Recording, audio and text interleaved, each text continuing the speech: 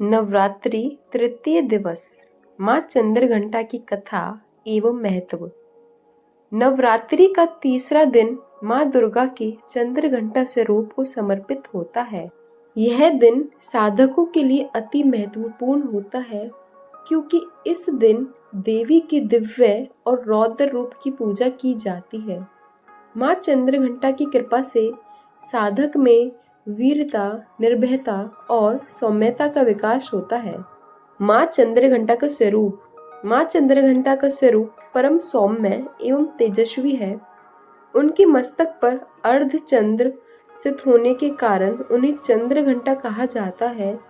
उनका शरीर स्वर्ण के समान चमकता है और वे 10 भुजाओं से युक्त हैं। उनके हाथों में तलवार, त्रिशूल, गदा, धनुष बाण आदि अस्त्र शस्त्र हैं। वे अपने वाहन सिंह पर विराजमान हैं और दुष्टों के संहार के लिए सदैव तत्पर रहती हैं।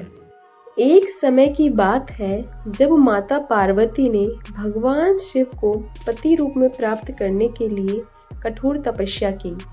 वर्षों की कठिन साधना के बाद भगवान शिव प्रसन्न हुए और उन्होंने माता पार्वती को विवाह का वरदान दिया। भगवान शिव ने अपने गणों, भूत प्रेतों और नागों के साथ विवाह की यात्रा आरंभ की। उनका यह रूप अत्यंत भयंकर था। गले में नाग, शरीर पर भस्म, हाथ में त्रिशूल और सिर पर जटाओं में गंगा जी बह रही थी। उनकी बारात में असाधारण जीव थे जो देवताओं और ऋषियों को भी भयभीत कर रहे थे। जब यह बारात राजा हिमालय के महल के पास पहुंची तो वहां उपस्थित सभी देवी देवता और आम जन भयभीत हो गए। स्वयं राजा हिमालय भी चिंतित हो गए कि उनकी कन्या का विवाह एक अघोरी से कैसे होगा। माता पार्वती ने जब शिवजी का यह रूप देखा तो उन्होंने तत्काल अपने दिव्य स्वरूप को प्रकट किया। उन्होंने चंद्रघंटा का रूप धारण किया। उनकी मस्तक पर अर्धचंद्र सुशोभित था। उनकी 10 भुजाएं थी और वे सिंह पर सवार थे। उनका यह रूप अत्यंत तेजस्वी और दिव्य था। उनकी घंटे की ध्वनि से सारा वातावरण गूंज उठा और समस्त नकारात्मक ऊर्जा समाप्त हो गई। माता के इस सौम्य और दिव्य स्वरूप को देखकर भगवान शिव अत्यंत प्रसन्न हुए। उन्होंने अपना रौद्र रूप त्याग कर एक सुंदर योगी का स्वरूप धारण किया और विवाह संपन्न हुआ। माँ चंद्रघंटा की कथा। प्राचीन काल की बात है जब असुरों का अत्याचार पृथ्वी, स्वर्ग और पाताल तीनों लोकों में बढ़ गया था।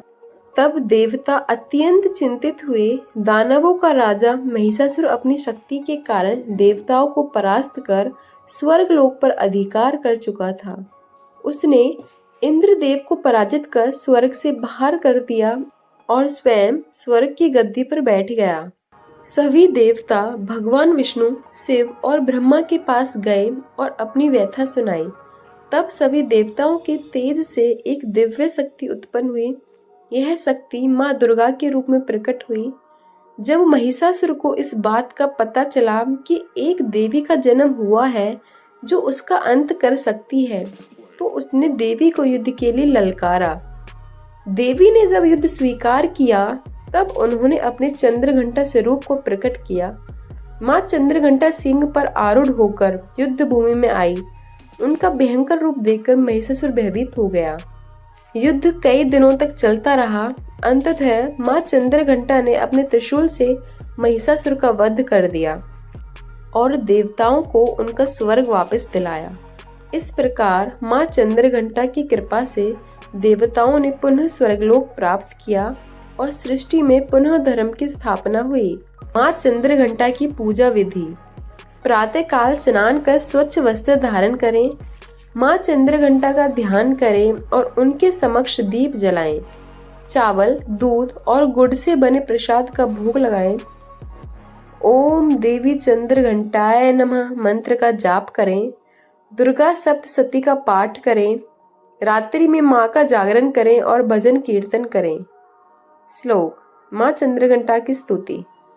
या देवी सर्वभूतेषु चंद्रघंटा रूपेण संस्थिता नमस्तस्ये नमस्तस्ये नमस्तस्ये नमो नमः। व्रत का वैज्ञानिक एवं आध्यात्मिक महत्व। मानसिक शांति। इस दिन माँ चंद्रघंटा की पूजा करने से मन को शांति मिलती है और नकारात्मक विचारों का नाश होता है। दूसरा, निर्भयता का विकास। माँ चंद्रघंटा की कृपा से व्यक्ति निडर और आत्मनिर्भर बनता है। तीसरा, शरीर का शुद्धिकरण। व्रत रखने से शरीर विषाक्त पदार्थों से मुक्त होता है और स्वास्थ्य में सुधार आता है। चौथा, आध्यात्मिक जागरण। इस दिन ध्यान और साधना करने से साधक की आत्मिक ऊर्जा जागृत होती है। निष्कर्ष, माँ चंद्रघंटा शक्ति, साहस और निर्भयता की देवी हैं। उनकी आराधना करने से जीवन में सुख, शांति और समृद्धि का आगमन होता है। जो भक्त श्रद्धा और भक्ति से उनकी पूजा करते हैं वे हर संकट से मुक्त होकर उन्नति प्राप्त करते हैं। नवरात्रि के इस तृतीय दिवस पर माँ चंद्रघंटा की कृपा प्राप्त कर हम अपने जीवन को सफल और सार्थक बना सकते हैं। जय माता दी।